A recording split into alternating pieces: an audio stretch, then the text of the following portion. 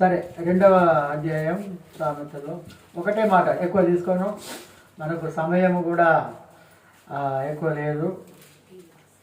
కొద్ది మాటలు మనం తీసుకొని ప్రభువుల సంస్కృతికి వెళ్దాం. మొదటి మాట, 2వ అధ్యాయము మొదటి మాట మనం ధ్యానించుకుందాం. నా కుమారుడా, నీవు నా మాటలను అంగీకరించి నా ఆజ్ఞలను నీ యొద్ద దాచుకొనిన ఎడల. చాలు అంటున్నాడు. నా కుమారుడా, నా కుమారుడా,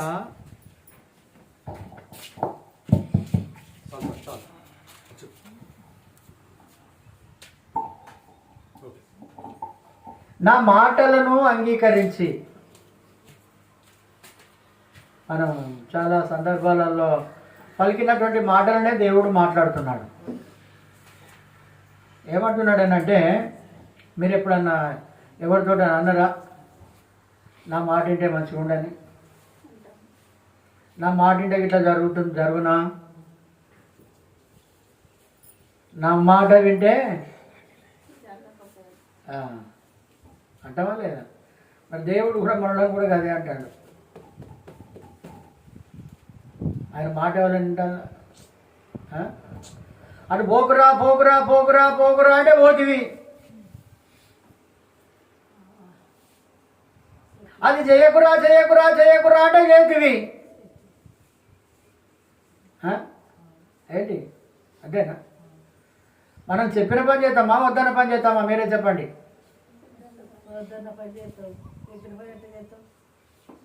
మరి ఎందుకు ఆయన చెప్పిన పని ఎందుకు చేయము కదా? ఇప్పుడు మనం సింపుల్గా ఆలోచించుకున్నాం. ఇది ఒకటే మాట మనకు ఎక్కువ వద్దు. ఇప్పుడు ఆదాముకు దేవుడు ఏం చెప్పిండు? ఈ పండు తినకురబై అన్ని పండ్లన్నీ తినేసాయి. అన్ని పండ్లు, ఈ తోటలో ఉన్నటువంటి ప్రతి ఫలాన్ని నువ్వు తినేసాయి. కానీ ఈ తోట మధ్యలో ఉన్నటువంటి ఈ చెట్టు ఫలం మాత్రం నువ్వు తినకు. తింటే నువ్వు నిశ్చయంగా చచ్చిపోతావు. అవునా కాదు? మరి ఏం చేశాడు ఆయన? ఆయన ఏం చేశాడు? తిని ఏం చేసిండు? శాపాన్ని మనందరి దాకా తీసుకొని వచ్చిండు ఆయన, మాట వినకుండా. ఇప్పటికి కూడా మానవుడు అందరు కూడా చెప్పిన పని చేయరు, చెప్పిన పని చేయరు, కానీ వాళ్ళకి ఇష్టం ఉన్నటువంటి పని చేస్తూ ఉంటారు. కానీ దేవుడు అంటున్నాడు, ఇప్పటికి కూడా హెచ్చరిక జారీ చేస్తున్నాడు ప్రతి మానవునికి. అరే తాగకురా తాగకురా తాగకురా. భార్య అంటది, బంధువులు అంటారు, స్నేహితులు అంటారు, తల్లిదండ్రులు అంటారు, ఇరుగు పొరుగు వారు అంటారు, లోకంలో ఉన్నటువంటి ప్రతి ఒక్కరు కూడా అంటారు తాగకురా తాగకురా తాగకురా. వీడేమో తాగొద్దంటాడు, వీడేమో ఇస్తాడా మనకు? నా పైసలు నేను తాగుతా. బుద్ధి మాట చెబితే ఎవరు వినరు. ఆయన అంటున్నాడు ఇక్కడ, నా మాటలను నువ్వు అంగీకరిస్తే నువ్వు బ్రతుకుతావు, లేకుంటే నువ్వు చనిపోతావు. సిగరెట్ డబ్బా మీద కూడా రాసి పెట్టుంటుందమ్మా, సిగరెట్ తాగడము, పొగ తాగడము ఆరోగ్యానికి హానికరం. ఆ డబ్బా మీద రాసి పెట్టినా కానీ, తేలు బొమ్మలు దాని మీద వేసినా కానీ, మందు సీసాల మీద ఏది మనుషులు చనిపోతారని ఆ బొమ్మ వేసినా కానీ అదే తాగుతున్నారు, అవే తాగుతున్నారు. ఇప్పుడు డ్రగ్స్ అని, లేకుంటే హెరాయిన్ అని, నానా రకాలైనటువంటి గంజాయి అని మనిషి దేహాన్ని అంటే పాడు చేసుకుంటా ఉన్నాడు. అంటే దేవుని మాటను ఎవరు వింటలేరని మాటి మాటికి మనకు గుర్తు చేస్తా ఉన్నాడు.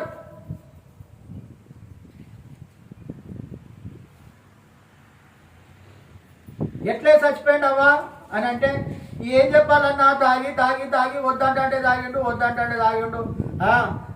తాగక నేను కూడా మా చెప్పినా, అందరు చెప్పిండు, అందరు ఊరంతా చెప్పిండు.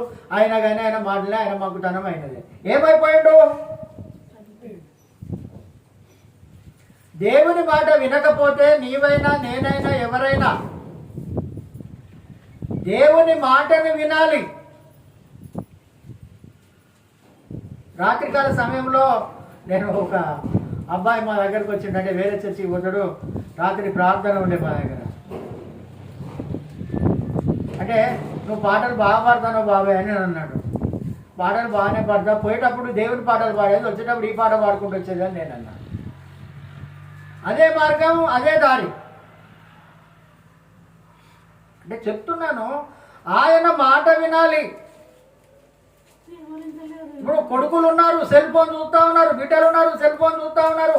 చూడకురా చూడకురా చూడకే అంటే అదే చూస్తున్నారు, పరీక్షలో ఫెయిల్ అవుతున్నారు. నేను చెప్పినా లేదా? ఉద్యోగాలు కోల్పోతున్నారు, మాట వినక చెడిపోతున్నారు.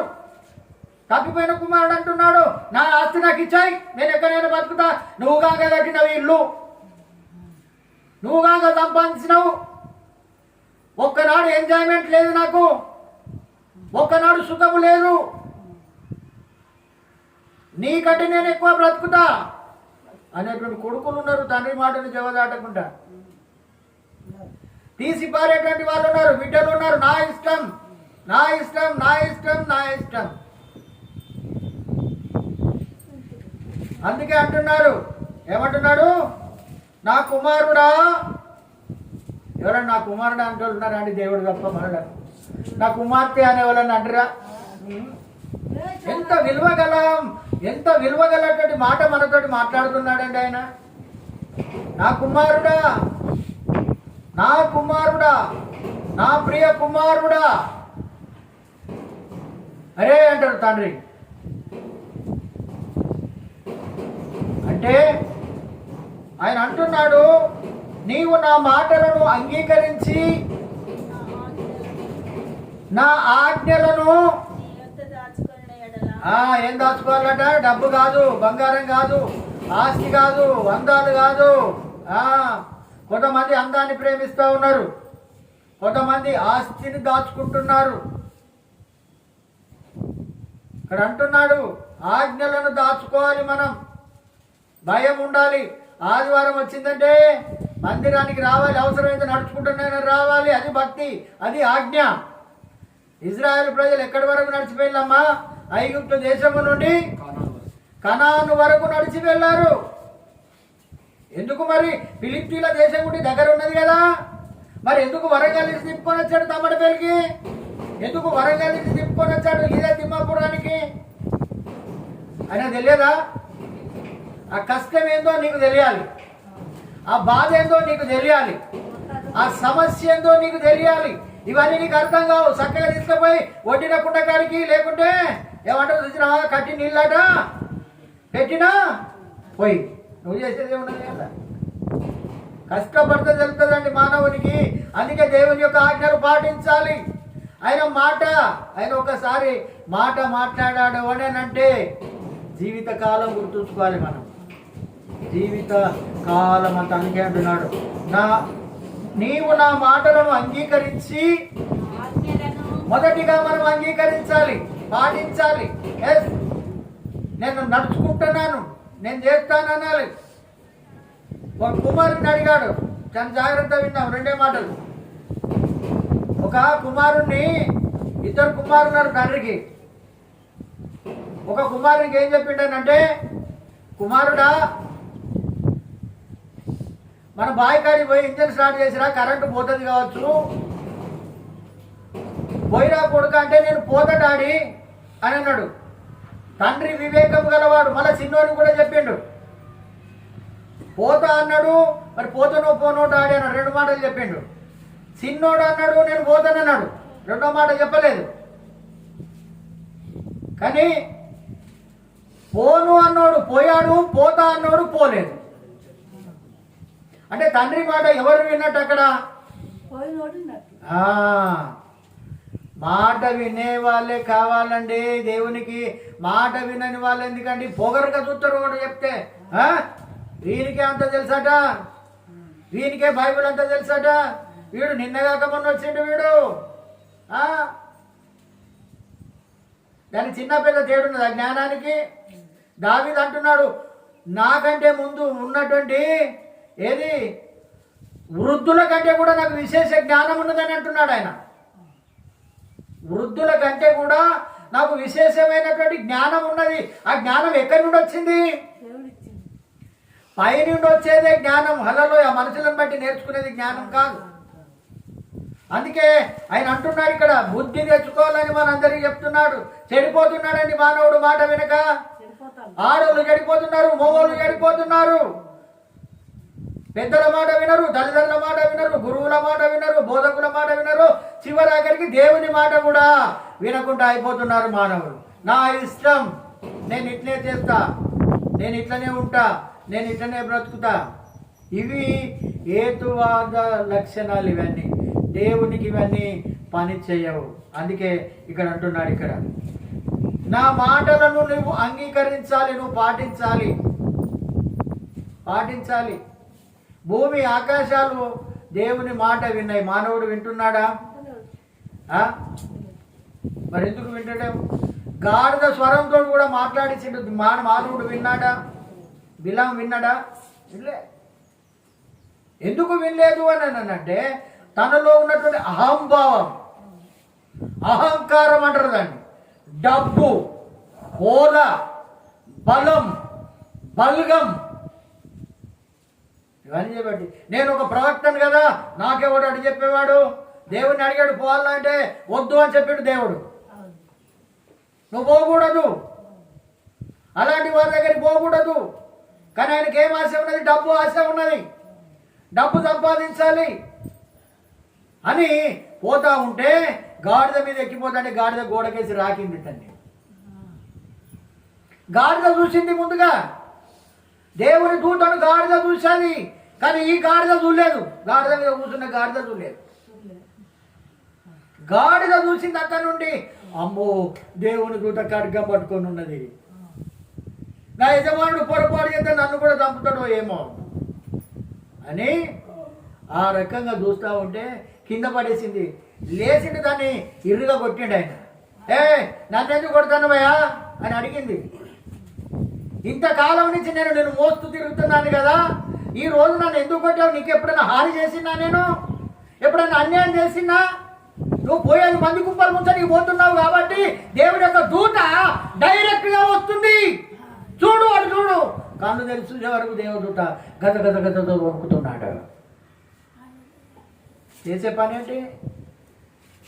దేవుడు చెప్పాడా? వద్దయ్యా, అలాంటి పనికి మనకు రాదు, మనం పోకూడదు, అది మనం చేయకూడదు.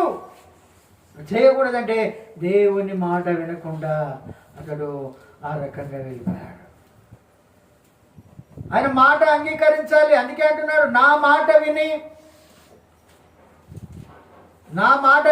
నన్ను పంపిన వాని యందు ఎవడైతే విశ్వాసం ఉంచుతాడో అతడు బండ మీద ఇంటిని కట్టిన బుద్ధిమంతునిగా పోలి ఉంటాడు. మాట వినకపోతే బుద్ధిహీనుడైపోతాడు. ఇసుక మీద కట్టిన పునాది లేకుండా ఇల్లు కట్టితే ఉంటుందా అమ్మా? ఎందుకుండదు? దేవుని మాట వినలేదు కాబట్టి. అందుకే ఆయన మాట వినాలి. ఆయన మాట ప్రకారము మనం నడవాలి. ఒక్క మాట, భూమి ఆకాశములు కలుగును గాక అనగానే అవి కలిగాయి. ఇప్పటి వరకు కూడా అవి అదే రకంగా స్థిరంగా ఉన్నాయి. అవి ఏ రకంగా ఉన్నాయట? స్థిరంగా ఉన్నాయి. ఆయన ఎంత జ్ఞానవంతుడు లేడు, ఆయనంత తెలివి కలవాడు లేడు. కానీ నా జ్ఞానాన్ని నీకు ఇస్తా అంటున్నాడు. కానీ మనం తీసుకుంటలేం. పనికి రాని జ్ఞానాలన్నీ తీసుకుంటున్నాం. అందుకే దేవుడు మాట్లాడుతున్నాడు ఇక్కడ, నా మాటలను నువ్వు అంగీకరించాలి, నువ్వు ఫాలో కావాలి, మీరు నాతో పాటు నడవాలి, నన్ను వెంబడించాలి అని అన్నాడు ఆయన. ఎవరిని కూడా పనిపాట లేని వాళ్ళని దేవుడు పిలవలే. పనిపాట లేని వారిని పిలవలేదు. మొదటిగా ఎవరిని? జాలర్లను పిలిచాడు ఆయన. చూడండి, చాలా జాగ్రత్తగా వినండి. వాళ్ళ మాట విన్నారు. వాళ్ళు పేతురు, ఆంద్రే అనేటువంటి వ్యక్తులు ఏం చేశారంటే దేవుని యొక్క మాటను విన్నారు. మాటను విని పాపం రాత్రంతా శ్రమ పడ్డారు. మనందరికీ తెలిసిన విషయం. ఒక్క చేప కూడా పడలేదు. పొద్దుగాల దిగాలుగా ఏదో పోగొట్టుకున్నట్టుగా, అన్ని పోగొట్టుకున్నట్టుగా, తిరుమల డబ్బులు పోగొట్టుకొని మొత్తం తిరిగినాడు చేస్తాడు చేసిండు. ప్రయోజనం లేదు, ప్రయోజనము లేదు. దిగాలుగా, ఆందోళనగా, ఇప్పుడు ఎట్లా మన పరిస్థితి ఏంటిది? నా పరిస్థితి రేపు ఇంటికి ఏ ముఖం పెట్టుకొని పోవాలి అని ఆ రకంగా ఉంటే దేవుడు పేతురును చూశాడు. పేతురును చూసి, పేతురు నీ దోణిలోనికి నేను రావాలా అని అడిగాడు. అంటే రా ప్రభువా అన్నాడు. రా ప్రభువా అనగానే ఎప్పుడైతే ఆ దోణిలకు ఆహ్వానించాలి, మరి ఆయన ఎప్పుడైతే వస్తానన్నప్పుడు ఆహ్వానించాలి. ఆహ్వానించకపోతే ఆశీర్వాదం లేదు. ఆయన రావని నీ ఇంటికి రానికి ఆశపడుతున్నాడు, నా ఇంటికి రానికి ఆశపడుతున్నాడు, నా హృదయంలోనికి రానికి ఆశపడుతున్నాడు, నీ హృదయంలోనికి రానికి ఆశపడుతున్నాడు. కానీ మనం ఏం చేస్తున్నామని అంటే లక్ష్యం వస్తాంటే తలుపడం పెట్టుకున్నట్టు ఉంటున్నాం మనం. ఆయన అంటున్నాడు, ఇదిగో నేను తలుపు యొద్ద నిలబడి నేను తలుపు తట్టుచున్నాడు, ఎవడైనా నా స్వరం విని తలుపు తీస్తాడో నేను వానితో కూడా భోజనం చేస్తానని అంటున్నాడు ఆయన. మరి మనం తలుపు తీస్తలేముగా. ఆయన అన్నాడు రా ప్రభు అన్నాడు. రా ప్రభు అంటే ఏమన్నాడంటే అది ఎక్కగానే అయ్యో ఈయన ఆందోళనతో ఉన్నాడు, ఇతను పరిశాంతో ఉన్నాడు అని చెప్పేసి ఏం చేసిండనంటే నీ యొక్క దోణను దరి నుంచి కొద్దిగా పక్కకు జరుపు బాబు అన్నాడు. ఆయన మాట చెప్పండి అంతే. దరి నుండి కొంచెం పక్కకు జరుపు బాబు అన్నాడు. జరిగి ఇప్పుడు నువ్వు వల వేయమని చెప్పండి ఆయన. మేము రాత్రి అంతా కష్టపడ్డాం ప్రభువా ఈ మాట అన్నాడు. అయినా కానీ నీ మాట చొప్పున, గట్టిగా తప్పలు పెడదాం, నీ మాట చొప్పున నేను ఇప్పుడు వలలు వేస్తా. మాట వినడం ఎందుకంటే దేవునికి ఇప్పుడు నేను వల వేస్తా. విస్తారమైనటువంటి చేపలు పట్టినాయట. లాగుతున్నాడు లాగుతున్నాడు లాగుతున్నాడు. ఇద్దరు లాగినా వద్దలేదు, ఇద్దరు లాగినా వద్దలేదు. చుట్టుపక్కల దోణలన్నీ అవి కూడా వాళ్ళు తిరుగుతున్నారు. ఇప్పుడు పడుతుందో, ఒకటి పడుతుందో, రెండు పడుతుందో అది చుట్టూ తిరిగేటటువంటి వాళ్ళ పాలివారి అందరికీ రాన్లీ రాన్లీ మనకు అందరికి సరిపోయే చేపలు పట్టినాయి, రాన్లీ రాన్లీ రాన్లీ రాన్లీ అని అందరినీ పిలిచిండు. దేవుని అద్భుతాలు చూడండి, రండి రండి అని చెప్పి 2 దోణలు మునుగునట్టు చేపలు పట్టిల్లో దేవుని మాట విని. 2 వాళ్ళ మాట వినడా లేదా? మరి దేవుని మాట ఎవరన్నా వింటాలా? ఎవరు కూడా వింటలేరండి దేవుని మాట. ఆయన అంటున్నాడు నా మాటలను అంగీకరించాలి. హల్లెలూయా. ఆయన అన్నాడు రాత్రాంతయు శ్రమ పడినా రాలేదు ప్రభు జయము, రహదారులు వెదకినను రాదాయను ప్రతిఫలము, రాజేతుని పిలువా రమణీయను కులను రతనాలను వెదకుటలో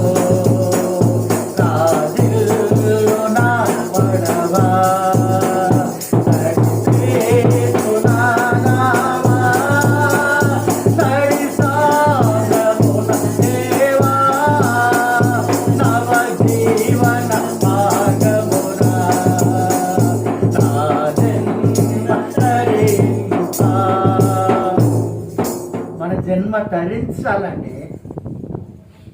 జన్మ తరించాలి. తరించడం అంటే నా జన్మ ధన్యమైంది అంటారు కొంతమంది, నా బ్రతుకు ధన్యమైంది అని అంటారు. ఏది ధనవంతుడు కానీ వాడి ఆస్తిని చూసి వాడు అనుకుంటున్నాడు ఎంత సంపాదించాను, నా తెలివితోనే ఈ పంట పండించాను అనుకుంటున్నాడు, నా బలముతో ఈ పంట పండించాను అంటున్నాడు. ఈ చిన్న కొట్లను విప్పి పెద్దవాటిని కట్టుకుంటానని అనుకుంటున్నాడు ఆయన. నా ప్రాణమా తిను తాగు సుఖించు అని ఆ రకంగా ప్రబల్గాలు పలుకుతా ఉన్నాడు. కానీ దేవుడు ఏమన్నాడో తెలుసా? వెర్రివాడా. ధనవంతుని ఏమంటున్నాడు? వెర్రివాడా, ఈరోజే నీ ప్రాణాన్ని నేను తీసుకొని పోతున్నాను, ఇక అంత ఇబ్బంది అవుతుందిరా. మాట వినలే, మాట వినలే, మాట వినరు కొంతమంది. మొన్న ఒక ఆయన చనిపోయాడు, వాళ్ళ అల్లుడు బాధపడుతుంటారు, నాకు చెప్పుకుంటారు. నేను చాలాసార్లు చెప్పిన అంకుల్, మా మామకు చాలాసార్లు చెప్పిన, అరే తాగక మా కొంతకాలం బతుకుతావంటే, లేదు బిడ్డ నేను తాగితేనే బతుకుతా. ఎంత అదే చూడండి, అసలు దేవుడు ఎరిగిన బిడ్డ, దేవుని దగ్గర పోయేటువంటి వ్యక్తి ఆ సేవకుడే చెప్పాలా? ఎవరైనా చెప్పాల్సి కదా మాట, చెప్పిండు. కానీ ఏమైంది? ఏం ప్రయోజనం? మాట వినాలి. హల్లెలూయా, మాట వినాలి, దేవుని యొక్క మాట అని అందుకే అంటున్నాడు ఇక్కడ, నా మాటలను అంగీకరించాలి, అంగీకరించాలి. ఒక యజమానుడు అంటున్నాడు, అయ్యా నేను కూడా ఒక అధికారంకు లోబడినటువంటి వాడను, నా చేతి కింద అనేక మంది ఉన్నారు, ఒకరిని పొమ్మంటే పోతాడు, ఒకరిని రమ్మంటే వస్తాడు, కానీ నేను ఇది చేయలేనయ్యా, ఒక్క మాట సెలవి అయ్యా, ఒక్క మాట, అక్కడ నా దాసుడు బాగుపడతాడు. గట్టిగా చప్పట్లు కొట్టండి. ఒక్కటే మాట, ఒక్క మాట సెలవి అయ్యా, అక్కడ నా దాసుడు బాగుపడతాడు. మాట మాటగానే ఆయన మాట మనకు కావాలండి. యాయురు భయపడకన్నాడు. కుమార్తె ఆల్రెడీ చనిపోయింది, డిక్లేర్ అయిపోయింది, అక్కడ నుండి చాలామంది వచ్చారు, కానీ ఆయన అంటున్నాడు, యాయురు భయపడకు, నేను నీకు తోడుగా ఉన్నాను అని యాయురింటికి పోయి యాయురు బిడ్డను లేపిండండి ఆయన. మాట వినాలి. అయిపోయింది, ఇంతసేపు చూసినా నీకోసం, నువ్వు రాకపోతే నా బిడ్డ చచ్చిపోయా, నువ్వేం దేవునివయ్యా, నువ్వేం సేవకునివయ్యా అంటున్నారు ఈ కాలంలో. అంటే చూడండి ఎంత పరిస్థితి, ఎంత దారుణం అని అంటున్నాడు ఇక్కడ. యాయురు భయపడకు, నేను నీకు తోడుగా ఉన్నా, పదా నీ ఇంటికి వస్తా, నువ్వు ఎదురు చూశావు ఇంతసేపు నా కోసం, నేను ఇంటికి వస్తా. అక్కడ వేసరిగా అందరు ఏడుస్తూ ఉన్నారు, గొల్లు చేస్తూ ఉన్నారు. అందరినీ పక్కా జరిపి లోపలికి పోయి తన కుమార్తెను లేపి ఆమెకు భోజనం పెట్టమని చెప్పాడు ఆయన. ఒక్క మాట మీద లేచింది ఆమె. కానీ అలాంటివి మానవులు, ఏది గాడిదైనా దేవుని మాట విన్నది, కానీ మానవుడు వినలేదు. సముద్రాలు దేవుని మాట విన్నాయి, ప్రకృతి దేవుని మాట వింటుంది, అవునా? ఆయన మాట విను.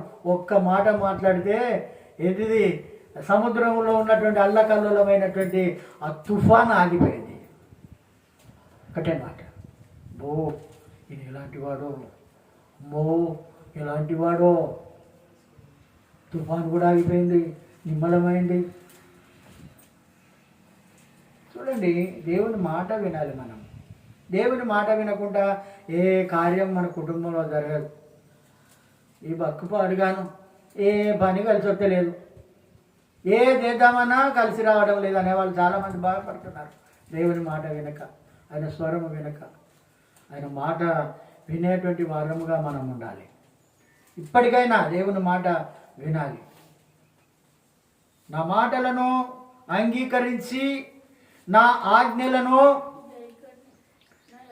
నీ యొద్ద దాచుకోవాలి, మన యొద్దనే దాచుకోవాలి. హల్లెలూయా. డబ్బుని ఏ రకంగా దాచుకుంటావు, ఆజ్ఞలు కూడా ఆ రకంగా దాచుకొని నీ పిల్లలకు బోధించాలి, నీ భార్యకు బోధించాలి. వాళ్ళు పడుకున్నప్పుడు సినిమా ముచ్చట్లు కాదు, అర్థమవుతుందా? సిగరెట్ డబ్బాలు దేపో, బీర్ సీసాలు దేపో, బ్రాండ్ దేపో అని తోలడం కాదు. పిల్లలకు నేర్పించాలి. నువ్వు పండుకున్నప్పుడు, నువ్వు లేచినప్పుడు, నువ్వు కూర్చుంటున్నప్పుడు, నువ్వు బాట పడిపోయినప్పుడు కూడా దేవుని యొక్క ఆజ్ఞలను, దేవుని యొక్క మాటలను వినిపించాలి మన పిల్లలకు. లేకపోతే రేపు తిరుగుపోతాడు. ఏంటి ఏంటి బాగా మాట్లాడతాను అంటాడు తండ్రి. తండ్రి విలువెత్తన్నది అక్కడ. అందుకే బాలుడు నడవలసిన త్రోవ వానికి నేర్పము, వాడు పెద్దవాడైనప్పుడు తొలగిపోడు. దేవుని భయం పిల్లలకు ఉంచాలి. పాటలు పాడాలి బిడ్డ. వచ్చేవారు నువ్వే పాట పాడాలి, నువ్వే చప్పట్లు కొట్టాలి, నువ్వే క్యాన్వాస్ చేయాలి, నువ్వే ఇదంతా చేయాలి. చెప్పాలి, నేర్పించాలి, క్రమం నేర్పించాలి, ప్రార్థన నేర్పించాలి. అందుకే ఇక్కడ అంటున్నాడు, ఆయన మాటలను అంగీకరించి మన యొద్ద దాచుకునే డబ్బాతో ఏం చేస్తారండి తల్లిదండ్రులు? దాచుకున్నదంతా పట్టుకొని పోతారా? ఏం చెప్తారు? ఎవరికి అవుతుంది అది? యాదగిరి కరెక్ట్గా చెప్పిండు. మరి దేవుని ఆజ్ఞలు నీ దగ్గర దాచుకుంటే ఎట్లా? నేను ఒక్కనే షైనింగ్ అవుతుంటే అవుతుందా? నా బట్టలే తెల్లకుండా అంటే అవుతుందా? నేను ఒక్కనే తింటా అంటే అవుతుందా? మరి పిల్లలకు కూడా చెప్పాలి కదా. అందుకే మీరు ఇంటికాడికి పోయినప్పుడు చదువుకోండి. ద్వితీయోపదేశకాండం 6వ అధ్యాయంలో ఆయన ఆజ్ఞలను పిల్లలకి ఏ రకంగా చెప్పాలనో నేర్పించింది. ఆయన నేర్పించాలండి. మనం కూడా మన బాధ్యత.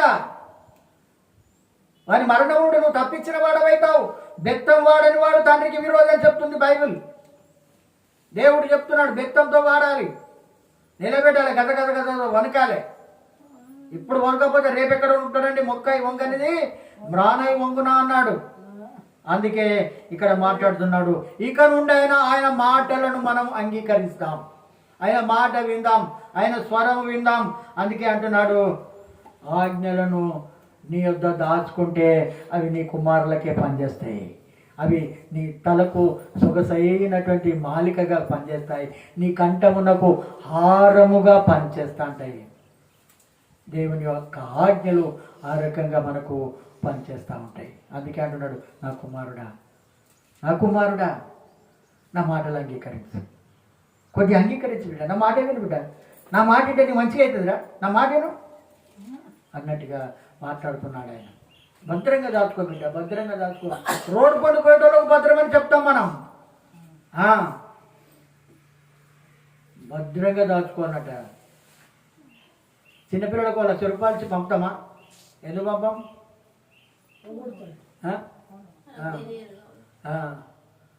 మా అచ్యుతను హైదరాబాద్ పంపినప్పుడు ₹1,00,000 ఇచ్చి పంపినప్పుడు లోపల పెట్టి దానికి ఆ బ్యాగ్కు 4-5 పినీసులు పెట్టి దానికి అది చేసి ఇచ్చేసి చెప్పలేము. ఎవరు ఇష్టపడుతుంటారు?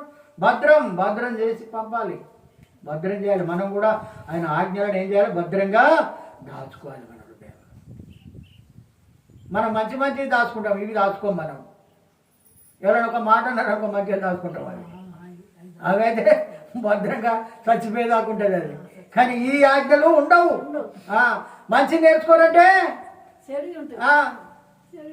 అరే మెల్లకపోకూడదు అంటే స్పీడ్గా పోతుంది. అరే వ్యతిరేకం ఇదేనండి. అందుకే ఆయన ఆజ్ఞలు పాటిద్దాం, ఆయన మార్గంలో నడుద్దాం. దేవుడు ఈ కొద్ది మాటలు దీవించునుగాక. కొద్ది నిమిషాలలో మనం ముగించుకుందాం, ప్రార్థన చేసుకుందాం.